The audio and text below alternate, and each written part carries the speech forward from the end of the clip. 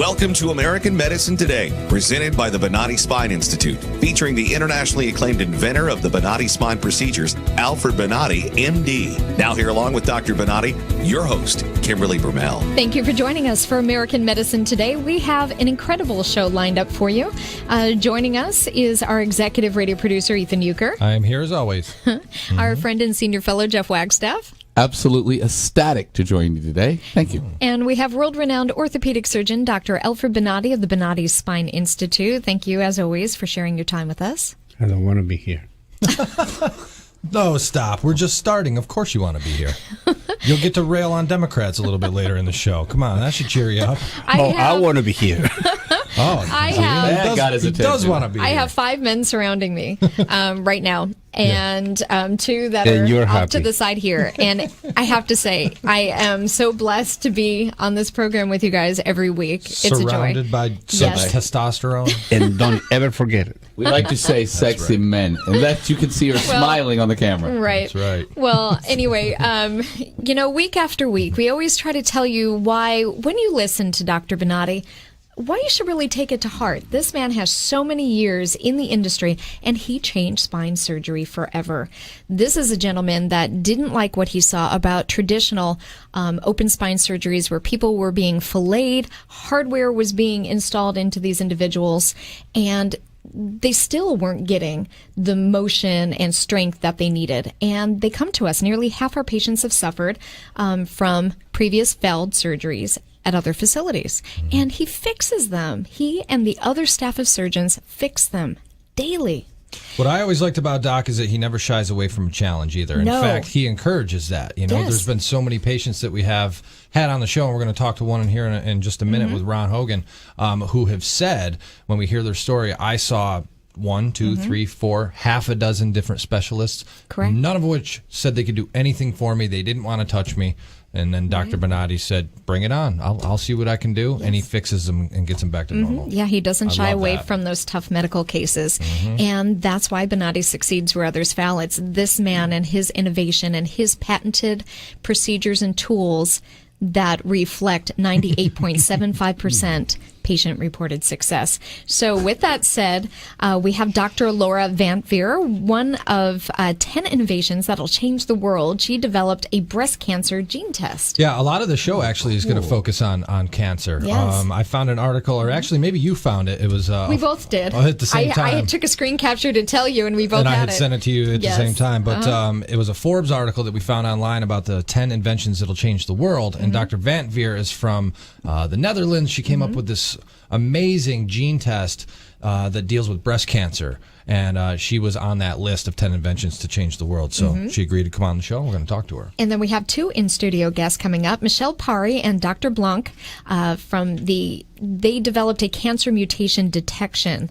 And so it's a graduate student and professor of medicine at USF. Yeah, the interesting thing about this, USF, University of South Florida, based out of Tampa, where we are, Michelle is the graduate student, and it's not often that you see the student sort of become the master, where she found a link in this mutation detection that even her professor and other Didn't see. scientists they overlooked Right. it, and she found it. So But he was smart enough to listen to her. right, exactly. He could have said, you don't know what you're talking about. You're a Exactly. student, but he listened. So they're going to stop by the studio and talk about it. And then, of course, we'll hear what's new in American medicine today. But up first, In today's Back to Life segment, we will talk to a patient of the Bonati Spine Institute who went from living a life that was restricted by pain and discomfort through their journey of finding the Bonati Spine Institute and are now living pain-free. well, it is my pleasure to introduce to you Ron Hogan. Now, he is north of the Arctic Circle in Northwest Alaska. Did I get that right? Yeah, he's way up there. Yes. Yeah. Thank you for joining us.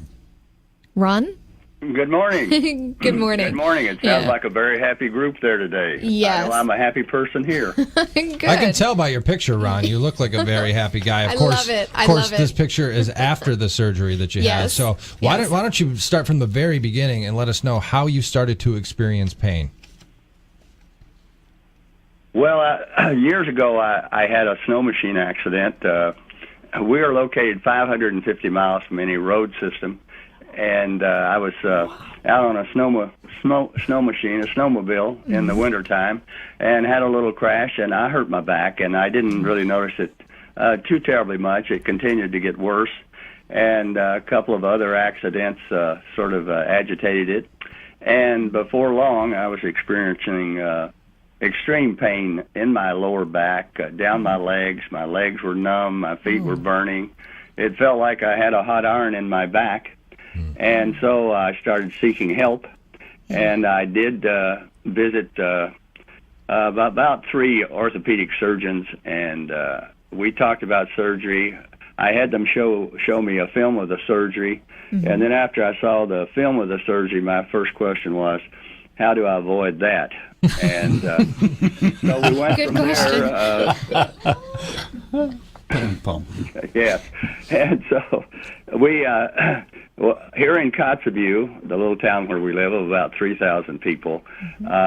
It's pretty. The weather here is pretty extreme in the wintertime, and so to get in an exercise, we always try to go over to the school and walk after the students leave in the afternoon. And it just so happened that the principal there, who had been a college wrestler, became a good friend of ours, and he saw me one day trying to walk. I could walk about 200 feet, and my legs would be numb, and my feet would be burning, and my back would be killing me.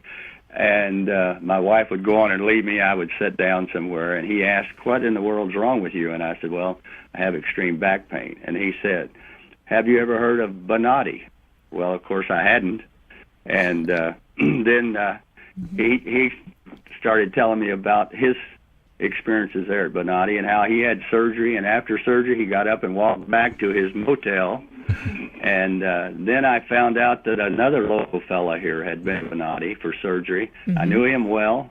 I talked to him, and he told me the same thing. He said, I just can't tell you what it's like unless you experience it. And so that just prompted me to call. I made a call there on January the 13th,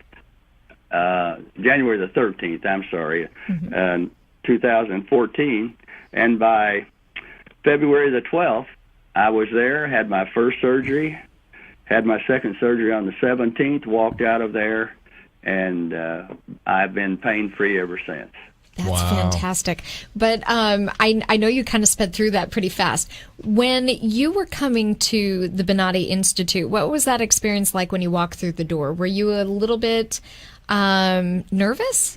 Even though you had heard great reviews from other people that had been through the process, did you feel a bit on edge because you knew it was going to be your spine? And then what was it like when you came in and had the evaluation? Well, of course, I'd heard so much about, the standard spine surgeries, and I hate to say it, but just so many bad results. My brother-in-law, one in particular, he's had 3 operations. He's worse than he ever was. And, of course, I was apprehensive. Did he have concerned. Traditional surgery? Yes. Yes. Oh, yes. Yes, that was traditional surgery. And so when I walked in, I think the biggest thing was I was in such pain. I was just so excited about, having an opportunity to get something done that would really help me, because pain had really taken over my life. Oh, I bet. And I just did not want to do anything. I didn't feel like doing anything. And, of course, I immediately met the person there that welcomed us, and everyone made us just feel so comfortable at home and treated us very nicely. Then I talked to Dr. Grossmith. He showed me the MRI and explaining exactly what he said he could do. And he said, we can take care of this and fix you up. And I just went into surgery. I was very positive. I thought from the very beginning it was going to be a success. I never doubted it once. And all of those thoughts that I had have proved true. Awesome. So how immediate was your recovery, and how long did that take, Ron, after your surgeries? Well, I wouldn't tell this to anybody unless I'd really gone through it, because you wouldn't believe it. My first surgery was about an hour and 15 minutes, and I walked into the operating room, got up on the operating table. I was sort of in and out most of the surgery. I talked to the anesthesiologist. I did not have the courage to watch it on the television. That's okay. I did not watch it. And so in about an hour and 15 minutes, well, Dr. Grossman said, well, we're finished. You can roll over on the gurney. I went into the recovery room. I was there about 45 minutes, had some juice to drink, some cookies to eat. In 45 minutes, I was dressed. I got up. I walked out to my van, and I had some friends there that were driving for me. And walked out, got into my van, drove to a restaurant there, to Cracker Barrel restaurant, had a big meal, went back to the motel, and walked for 40 minutes. Did you And it think happened immediately. Did you think that was going to be possible immediately following your surgery? Well, I didn't see how in the world it could be. No, I didn't think it was going to be possible. I really didn't. I was really shocked. Well, yeah, I mean, that just it just shows you the success rate of the Bonati Spine Institute. And this was last year, right? And how are you feeling today, Ron? Are you back out riding your sleds?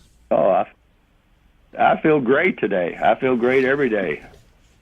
Excellent. So I love that. Kimberly's showing a picture to the camper here. Picture of Ron flashing the guns there in front of the Bonati Spine Institute. Yeah, right after the surgery. I'm assuming, Ron, this picture you sent. It's you're looking very excited and elated. Yes, that picture was taken the morning after my second surgery. I'd gone in for post-op, and when they had taken the drain tube out of my back, I said, well, how long do you want me to stay around? And they said, oh, you don't need to stay around any longer. You're free to go. I walked out the door. We got in the car, went back to our hotel, got our luggage, and we drove 900 miles back to Kentucky, where I rested for about 3 days, and then flew back to the Arctic. That's Wow, great. unreal. Fantastic story, Ron. Continued good health. I want to come up and visit you, by the way. Maybe we can go hunt That some would be caribou fun. or something up there in the Arctic. That would be cool. Go ride some sleds. And don't fight the bears. Well, you could do that. We have a camp up the river here on the Noatak River, about 22 miles out of Kotzebue, and All right. we have moose and caribou go by there all the time. Also, we have some unfriendly bears that we have to keep our eyes on. do you have a stores where you can buy things and go to the movies or not? We have no movie theater here. We do have stores. Well, I'm not coming. Then we're not going to the Arctic. All right, Ron. Well, we appreciate you joining us and continue good health. All right. Well, thank you very much, and just I do want to thank Bonati. It's a great institute, and I want to thank Dr. Grossmith also. He did a great job, and I think my wife shocked him because he came out and told her how well I was doing, and she jumped up and gave him a big hug, and I think he almost fainted. But it was a great experience. Yeah. Right. Well, continue good health. We're so glad to see you regain your strength and get back in motion. So you take care. Thanks, Ron. Thanks, Ron. All right. Thanks a lot, Kimberly. Bye-bye. All right. Bye-bye. I love hearing these stories. They never get old. I seriously want to come hang out with this He's guy. 500 miles from Rhodes. Yeah. Look how happy. Why would you want to live like that? And there's 3,000 of them. That is a smile that we see daily at the Bonati Spine Institute. If you've been told that only invasive surgeries can help, if you've been told that no surgeries will help, you have to live a life in pain, that is not true. Reach out to the Bonati Spine Institute because their medical doctors are trained by that man over there, world-renowned orthopedic surgeon Dr. Alfred Bonati, and they will pinpoint your problem and relieve it. Reach out to the Bonati Spine Institute, Bonati.com, or 855-267-0482. Will coming up after the break, well, we're going to be speaking with Dr. Laura Vantveer. She developed a breast cancer gene test. It's one of the top 10 things that's going to change the world. Stay tuned. Revolutionary in his field, Dr. Bonati created, perfected, and patented the Bonati spine procedures. Using his genius, Bonati invented precise tools necessary to minimize surgery, scarring, anesthesia, and recovery. So successful are the Bonati spine procedures, they consistently reflect over 94% patient satisfaction. 45,000 successful procedures have been performed exclusively at our location. Nearly half our patients suffer from failed back and neck surgeries at other facilities. Bonati succeeds where others fail.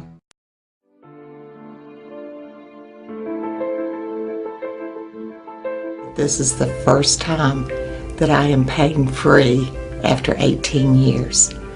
And it's just wonderful. I love it.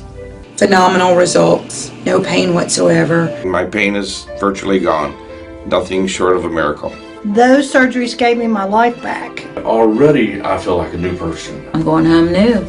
I can chase my grandbaby now. I can garden, I can cook, and I'm really thrilled. The outcome's been remarkable. I feel 100% better. It's like a miracle. It was phenomenal. It literally did change my life. I was in a wheelchair at that time, and I left here walking. Every single pain that I had when I came here is gone. I'm ready to go home and feel great. This place is great.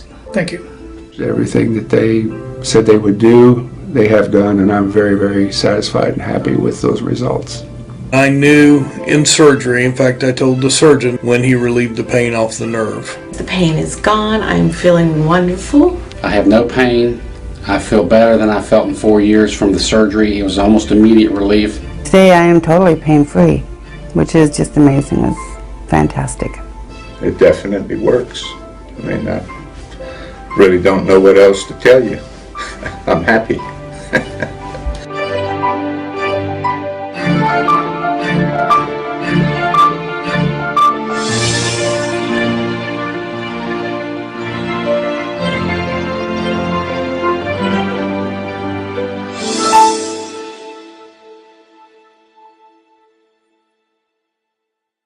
Revolutionary in his field, Dr. Bonati created, perfected, and patented the Bonati spine procedures. Using his genius, Bonati invented precise tools necessary to minimize surgery, scarring, anesthesia, and recovery.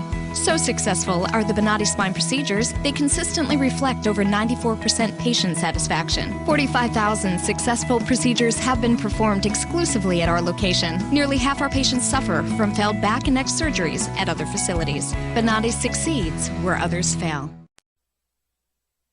You're listening to American Medicine Today, presented by the Bonati Spine Institute, featuring the internationally acclaimed inventor of the Bonati spine procedures, Alfred Bonati, MD. Once again, here are Dr. Bonati and your host, Kimberly Brumell. Thanks for tuning in to American Medicine Today. I'm Kimberly Brumell, joined by our radio executive producer, Ethan Euchre. Glad to be here. Senior fellow, Jeff Wagstaff. Good day.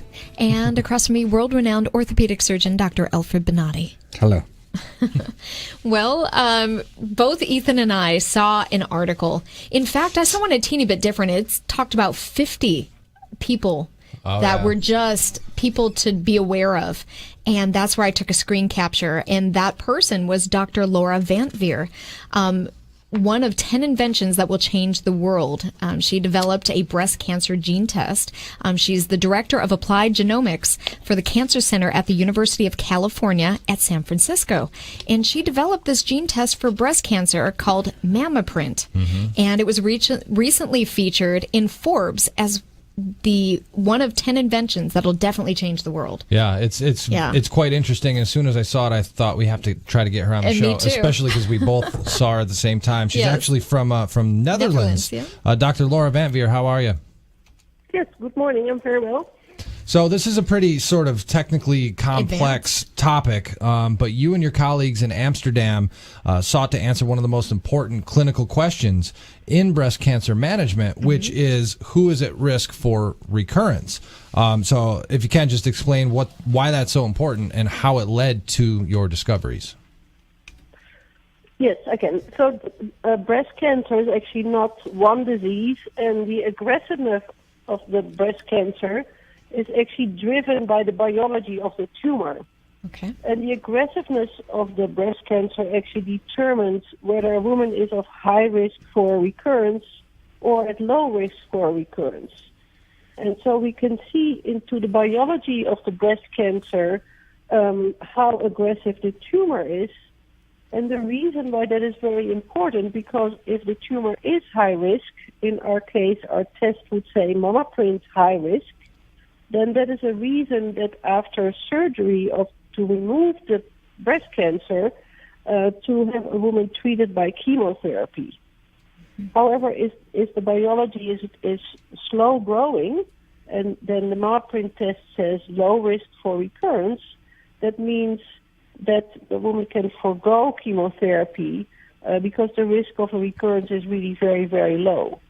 So this really helps in the management of breast cancer patients at the time that they have their diagnosis. Right. So to break it down, it's just regular terms. Because when I was reading our prep, I was like, wow, this is so over my head how just intensely technical it gets. But to break it down, really what you discovered, Laura, and what you invented with this MammaPrint is a test that basically shows women that already had breast cancer, and you test for whether they need to get another round of chemotherapy, because you found that a lot of women were getting a second round of chemo they didn't need it. And they really didn't need it. And your test reveals and separates who needs it and who doesn't, correct? Yes, that is correct. And so the test is used on a small biopsy, a small part of the tumor, and then we test that tumor piece, whether the biology is very aggressive or not so aggressive, high risk for recurrence or low risk for recurrence, respectively, and that will then be used by the physician to determine what is the best management plan for that breast cancer patient being diagnosed, and that will determine whether the use of chemotherapy is needed for the patient. I have one question, though. When I look at this, I think, could it be applied, a gene test to be done before they develop cancer? Is there a way to check for this thing beforehand? So this particular test is designed to look into the biology of the already occurred tumor. Got it. However, there are other genes, and most of you and your listeners will undoubtedly know the story from Angelina Jolie, that some women are carriers of a defective gene. Right. And if you are a carrier of such a breast cancer gene, BRCA1 or 2, then your risk to develop breast cancer is very high. But that is a very different test. It's also a test looking at genes, but the difference is that for BRCA1, you're looking into what the constitution of a woman's genes are to determine the risk to develop breast cancer in the future, whereas our MammaPrint test looks into the biology of the tumor itself to predict whether there is a risk for recurrence in the future. Got it. Is any way to, once you identify the gene, is any way to eliminate that gene to avoid the possibilities of develop cancer in the future?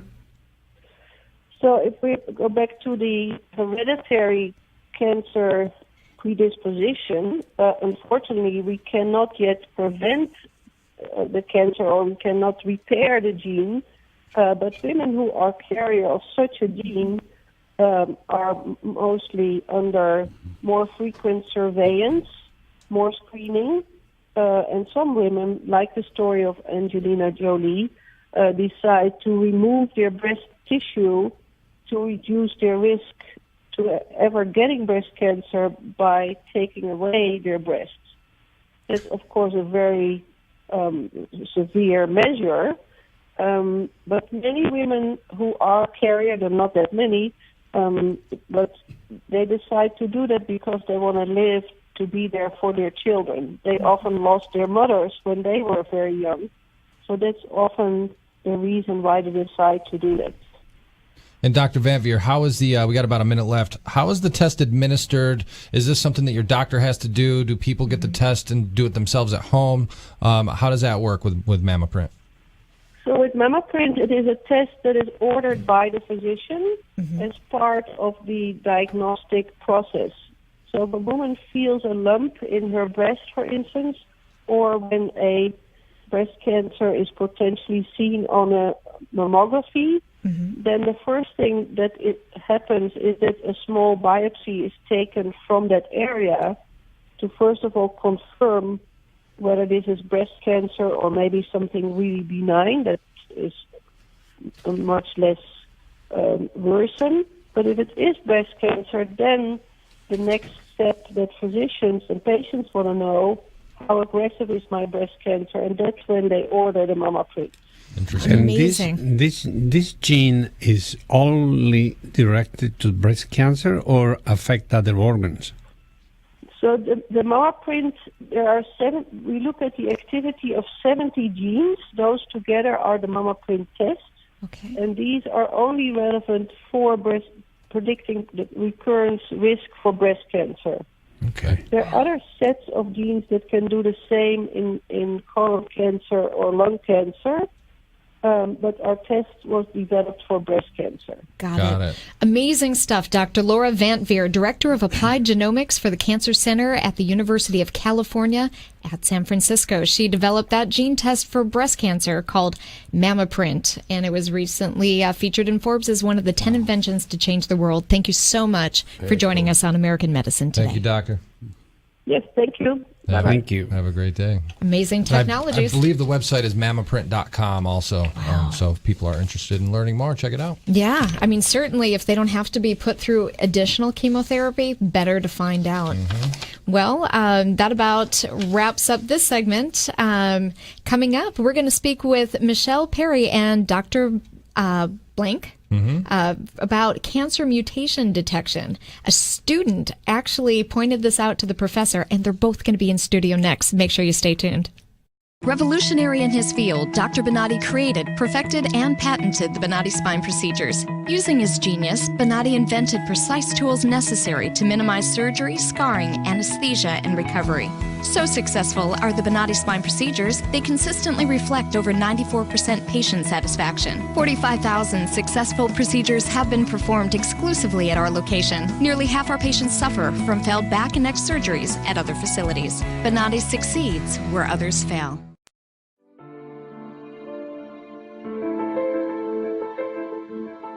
This is the first time that I am pain-free after 18 years. And it's just wonderful. I love it. Phenomenal results. No pain whatsoever. My pain is virtually gone. Nothing short of a miracle. Those surgeries gave me my life back. Already, I feel like a new person. I'm going home new. I can chase my grandbaby now. I can garden. I can cook. And I'm really thrilled. The outcome's been remarkable. I feel 100% better. It's like a miracle. It was phenomenal. It literally did change my life. I was in a wheelchair at that time, and I left here walking. Every single pain that I had when I came here is gone. I'm ready to go home and feel great. This place is great. Thank you. Everything that they said they would do, they have done, and I'm very, very satisfied and happy with those results. I knew in surgery, in fact, I told the surgeon when he relieved the pain off the nerve. The pain is gone. I'm feeling wonderful. I have no pain. I feel better than I felt in 4 years from the surgery. It was almost immediate relief. Today I am totally pain-free, which is just amazing. It's fantastic. It definitely works. I mean, I really don't know what else to tell you. I'm happy.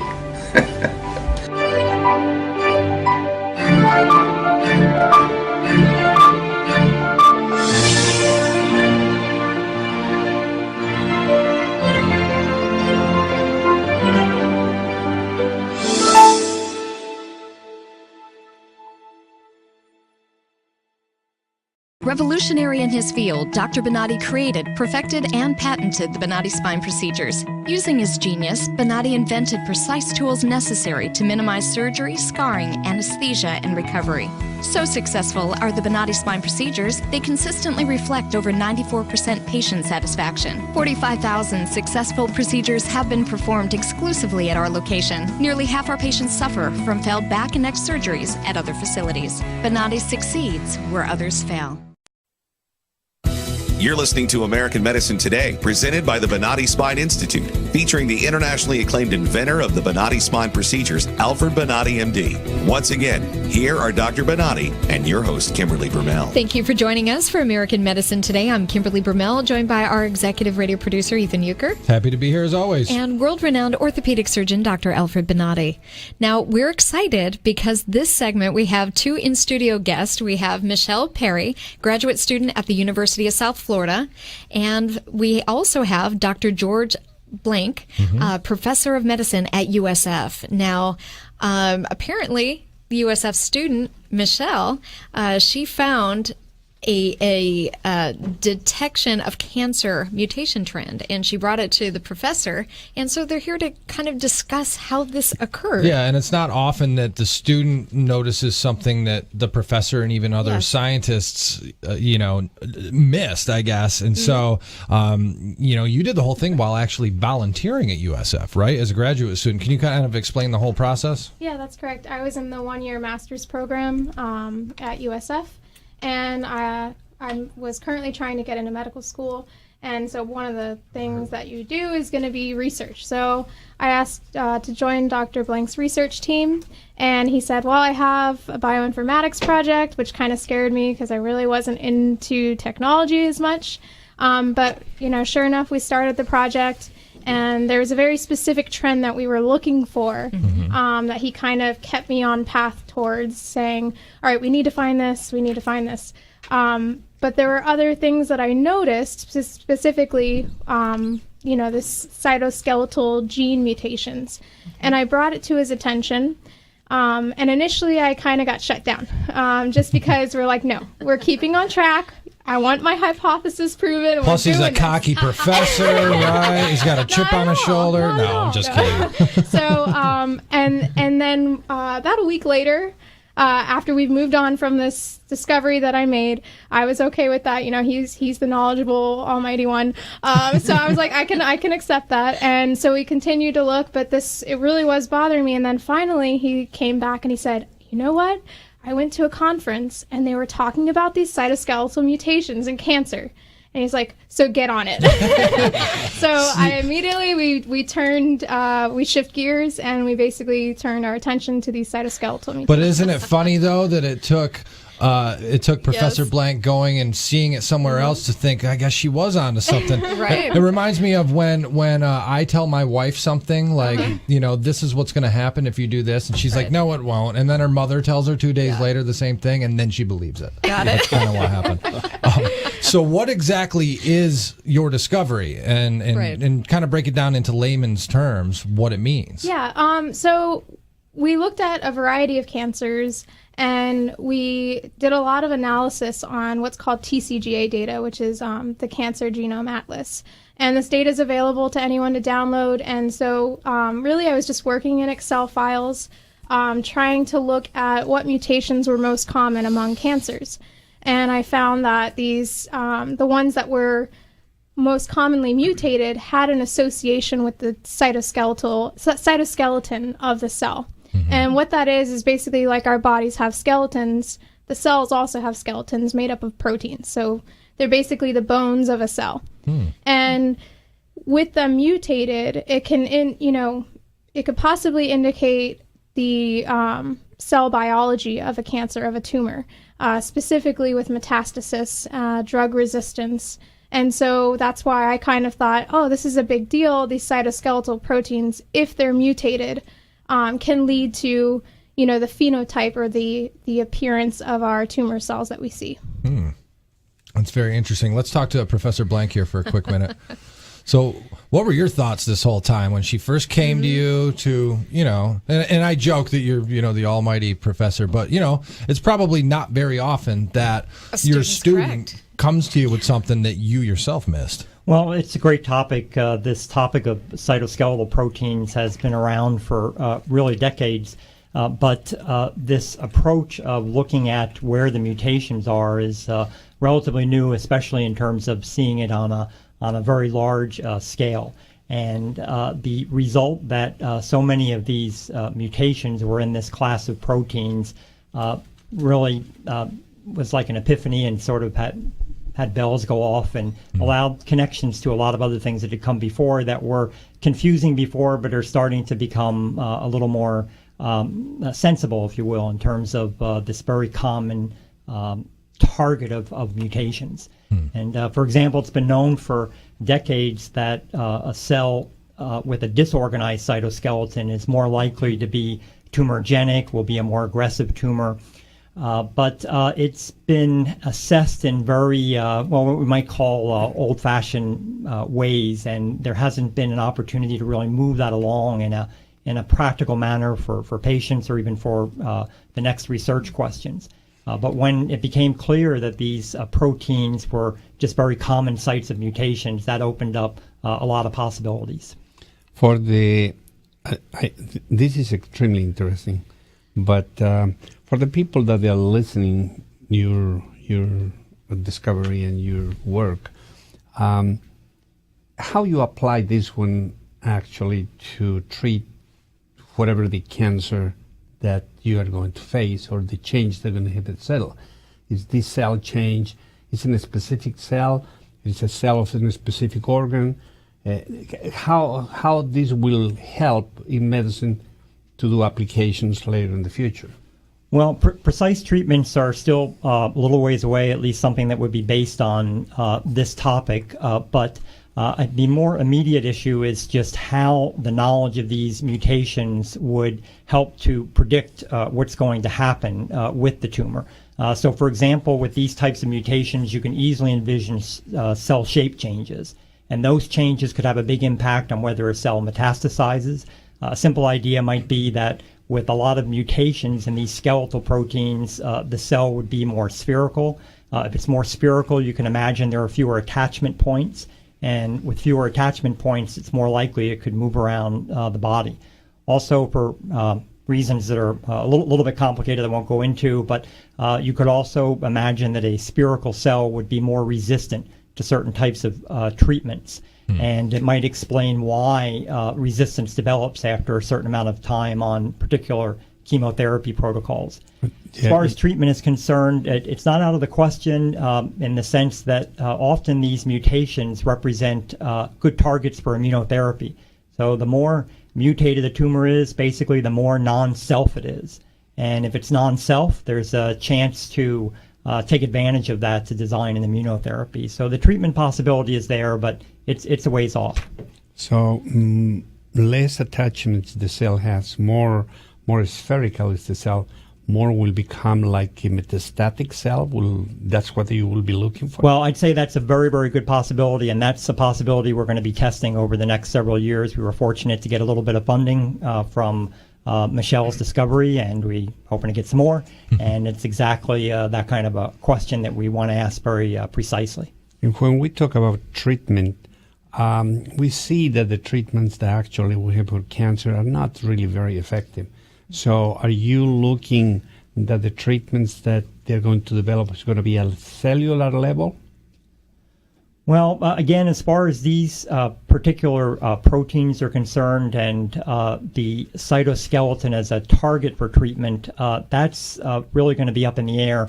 But as far as understanding why the current treatments are not as effective as they could be, it may be that some of these treatment protocols, knowing what we now know about the cell skeleton, that they could be revised, let's say, to try to extend the impact. And what you say is correct. Of course, everybody wants chemotherapy protocols and other protocols to be much more effective than they are today. But it may not be so much changing the drugs. Some of it may be how the drugs are applied, and learning more about the cell shape and how these proteins impact the cell shape could change how these drugs are applied. Do you see the change of the cells early in the development, or this is a change that happens suddenly? Well, that's another good question. It comes back to the process really of mutagenesis, and that's really what's at the heart of cancer, a mutation of a lot of different genes in the cell.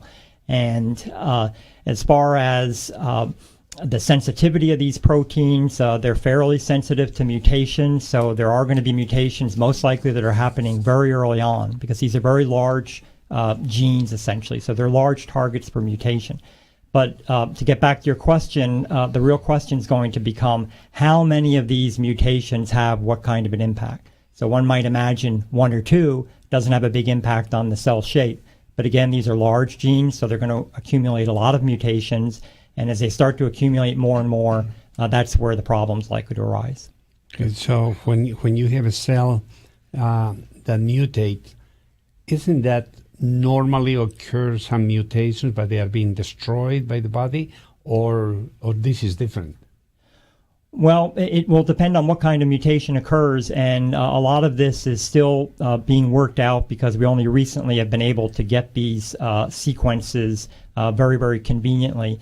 But basically, the point of your question is correct. There are certainly going to be a lot of mutations that just lead to cell death, and we're never even going to see them in terms of some type of affliction or some type of patient problem.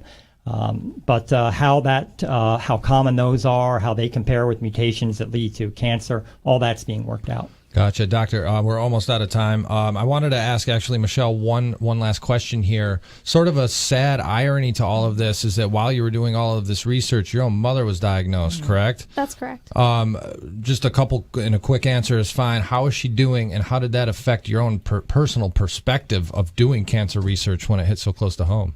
Well, she's doing as good as she can, really. We're looking at a bone marrow transplant. She does have a type of bone marrow cancer. But it's funny because it has definitely driven me more to even want to be, as a medical student, I'm probably going to lead myself towards oncology and get involved in that field, continue research in this field. And so it just, like you said, it's very ironic. But I've always been kind of leaning this way, and this was the icing on the cake when my mom, someone close to me, is actually affected by the disease. Yeah, well, continued success with everything. Yes. Keep us posted. I understand you're going to be attending a school in Miami in the fall, so good luck with all of that. And we'll be checking in with Dr. Blank here, too, to make sure, anytime you have a student like this that's coming up with some great stuff, send them my way, okay? All right, well, thank you guys for stopping by the studio, okay? Amazing things happening with gene mutations and detections. It's right unbelievable stuff that you do. It's so far above my my knowledge, but it's just fascinating. So thank you for your contribution to medicine. You are listening to American Medicine Today. Make sure you stay tuned, because coming up next, we're going to hear what's new in American Medicine Today, and I think a little bit of Barack's crock. So don't switch this channel.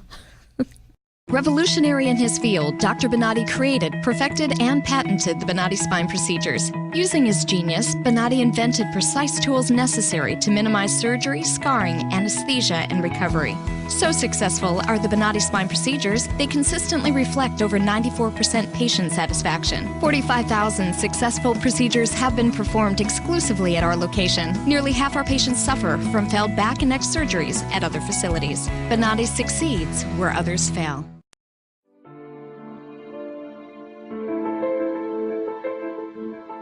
This is the first time that I am pain-free after 18 years. And it's just wonderful. I love it. Phenomenal results. No pain whatsoever. My pain is virtually gone. Nothing short of a miracle. Those surgeries gave me my life back. Already, I feel like a new person. I'm going home new. I can chase my grandbaby now. I can garden. I can cook. And I'm really thrilled. The outcome has been remarkable. I feel 100% better. It's like a miracle. It was phenomenal. It literally did change my life. I was in a wheelchair at that time, and I left here walking. Every single pain that I had when I came here is gone. I'm ready to go home and feel great. This place is great. Thank you. Everything that they said they would do, they have done, and I'm very, very satisfied and happy with those results. I knew in surgery, in fact, I told the surgeon when he relieved the pain off the nerve. The pain is gone. I'm feeling wonderful. I have no pain. I feel better than I felt in 4 years from the surgery. It was almost immediate relief. Today I am totally pain-free, which is just amazing. It's fantastic. It definitely works. I mean, I really don't know what else to tell you. I'm happy.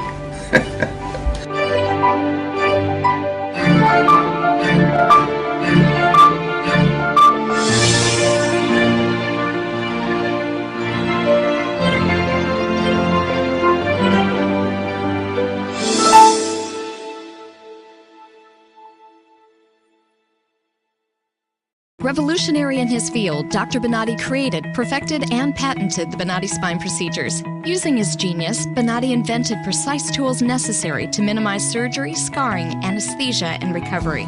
So successful are the Bonati spine procedures, they consistently reflect over 94% patient satisfaction. 45,000 successful procedures have been performed exclusively at our location. Nearly half our patients suffer from failed back and neck surgeries at other facilities. Bonati succeeds where others fail. You're listening to American Medicine Today, presented by the Bonati Spine Institute, featuring the internationally acclaimed inventor of the Bonati spine procedures, Alfred Bonati, MD. Once again, here are Dr. Bonati and your host, Kimberly Brumell. You're listening to American Medicine Today, brought to you by the Bonati Spine Institute. I'm Kimberly Brumell, joined by our friend and executive radio producer, Ethan Euchre. Here as always, happy to be here. And senior fellow Jeff Wagstaff. Howdy, ma'am. Howdy, hey, hi. And that gentleman over there is world-renowned orthopedic surgeon, Dr. Alfred Bonati. Howdy, man. We're all cowboy-esque today. How y'all doing? Probably because he's getting ready to lock and load and take a shot at Barack's car. Now it's time to see what Harry Reid, Nancy Pelosi, President Obama, and the Democrats have simmering in Washington, D.C. Let's see what's cooking in Barack's crock. Well, I don't know what's cooking, but it sure is deep. So, Well, stinky. What you got going on, Doc? Really stinky. Now, do you know what are you paying for the Congress and the federal employees for the health care? A fortune. I probably don't want to know how much I'm paying. It's not only the fortune. It's the fact that any American will be in love with the type of health care that these people enjoy, and it's being paid by us. Every federal employee enjoy Cigna first-class insurance or United Healthcare first-class insurance. Meanwhile, the rest of the 90%, 97% of the individuals that they lost their insurance are being pushed to Medicaid. Now, Medicaid is costing us right now $450 trillion. Trillion. Yes. With a T. With a T. TR. Wow. And it's an incredible, horrendous program. Trouble. We just had some studies done at the University of Virginia that they are reporting that they are probably 97% of possibilities that if you have a major type of a medical problem and you are being treated by a Medicaid program and the team of physicians that they serve this, you have a 92% of possibilities to die in a hospital. Wow. I mean, let me tell you that this is not a joke. This is published by the University of Virginia in the Annals of Surgery. So this is a report that is a serious report that is not even discussed in any type of news. Right. The problem is, if this program is so bad, and the Congress is getting, and the federal employees are getting that type of an insurance, and we are paying for, don't you think that it should be the reverse? If the Congress is the politicians are creating laws that they force a percentage of individuals, that is a large percent of individuals that they lost the insurance, to go to Medicaid type of a program, they should be in that program. Now, is it so much Medicaid or Obamacare? It's Medicaid, because Obamacare... Oh, they can't afford the premiums, so then it's pushing people onto Medicaid. But the worst part of it, even if they push you to Obamacare, Obamacare Still is stinks. Medicaid. Exactly. Okay, is Medicaid because first than anything, they don't have the physicians to serve it. Correct. You need to wait for hours or days or months to be able to have appointments, and the majority of the physicians are walking out. Hospitals are walking out from that service. So what they are doing? They know they are not going to have service by physicians. Right. So they are promoting the idea to get nurses to be able to do surgery. Correct. So the next thing is that you're going to have in Medicaid service that is already 92%. I need to correct that. I'm not sure it's 92 or 97. It's the number there. 95. 95%. Well, if 95% of the people has the possibility to die on the hospital because of that quality care, what's going to happen when nurses start to do surgery? Exactly. All right. They're not trained for that. That number's going to grow. Well, Dr. Bonatti, with that logic, from what Ethan and I have learned being on the show with you for the last 2 years, if the nurses are going to be doctors, then we should be qualified to go into the operating room and assist you as nurses. And that's a little scary. I don't want to do that. No, it's going to happen. It's going to happen. It's sad. It's going to happen because suddenly these programs created by Democrats, that's why I believe the Democrats are the cancer of this country. They have no common sense. They have a utopic type of a view of the world. They think everything is to be given, but don't touch their money. Right. If you touch their money, they are going to kill you. But if you produce money, they want your money. Right. Now, the next thing is when this service. They want your money. They don't want their money. Exactly. They're exempt. Yeah. Well said. But the major trouble is that we need to force these people to be responsible for the laws that they create. Yes. And we need to get these people to, if you create the law, you live with that Live law. or die by them. Exactly. Yes. And that's why we need to continue to think every day we need to create term limits. Yes. I don't know how, I don't know where, I don't know in which way. I think we need to start to create term limits from the very low political arena. Start with individuals that are representative of counties, and start from there and grow as a grassroots all the way up. I agree. Because you cannot go to the Congress and tell them these people are so corrupted and so embedded. Once they get in, they don't want to get out. And it's Republicans alike, too. It's not just the Democrats. I mean, let's face it. Once you're there and you have all that power, it tends to corrupt people, you unfortunately. got a sweet gig like that? I mean, would you want to give it up? You know, the forefathers were smart enough to think that they needed to limit terms for the president.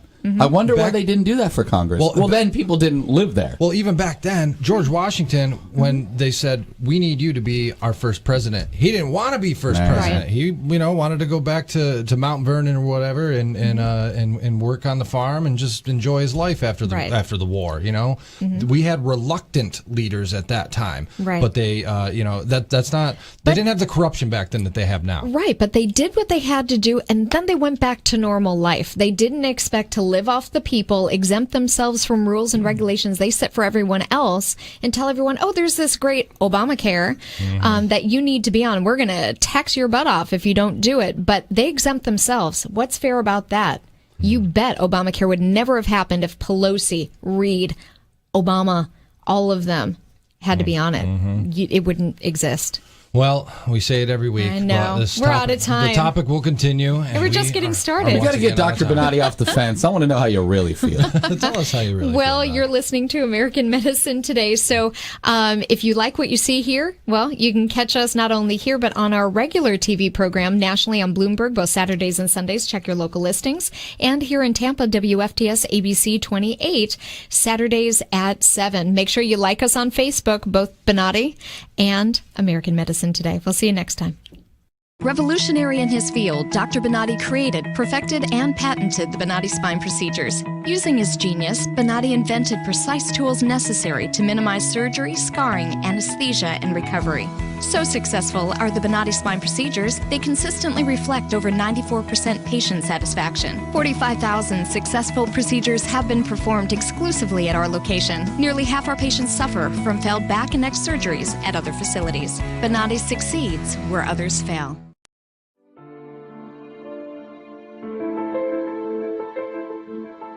This is the first time that I am pain-free after 18 years. And it's just wonderful. I love it. Phenomenal results. No pain whatsoever. My pain is virtually gone. Nothing short of a miracle. Those surgeries gave me my life back. Already, I feel like a new person. I'm going home new. I can chase my grandbaby now. I can garden. I can cook. And I'm really thrilled. The outcome's been remarkable. I feel 100% better. It's like a miracle. It was phenomenal. It literally did change my life. I was in a wheelchair at that time, and I left here walking. Every single pain that I had when I came here is gone. I'm ready to go home and feel great. This place is great. Thank you.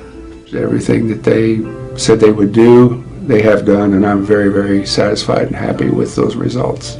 I knew in surgery, in fact, I told the surgeon when he relieved the pain off the nerve. The pain is gone. I'm feeling wonderful. I have no pain.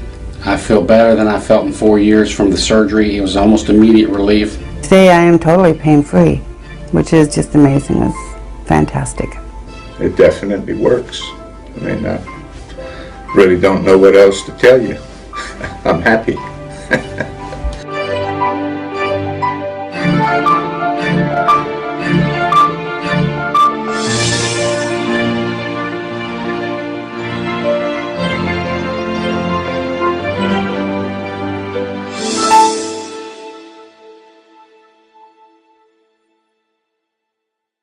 Revolutionary in his field, Dr. Bonati created, perfected, and patented the Bonati spine procedures. Using his genius, Bonati invented precise tools necessary to minimize surgery, scarring, anesthesia, and recovery.